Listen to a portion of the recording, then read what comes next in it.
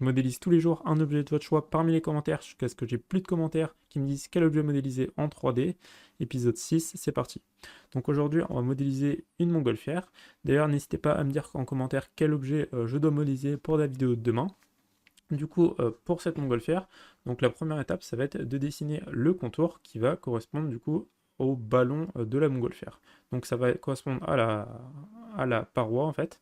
Et pour ça, on va pas faire quelque chose de plein, on va juste faire quelque chose qui est vide à l'intérieur pour vraiment faire au plus proche de la réalité.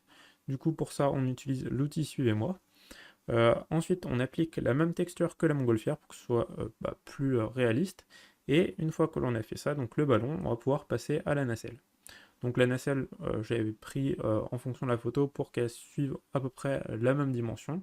Donc enfin le même rapport en tout cas par rapport à la taille de ballon et que ça paraisse pas complètement surdimensionné. Donc ensuite on lui applique une petite couleur.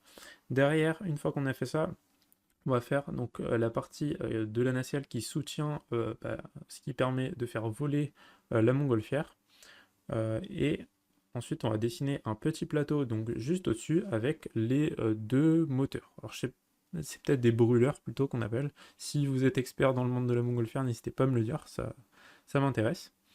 Du coup, ensuite, alors ça, on va pas forcément rentrer non plus dans le détail dans la modélisation. Le but, c'est d'avoir justement nos deux brûleurs et que ça paraisse quand même un minimum réaliste.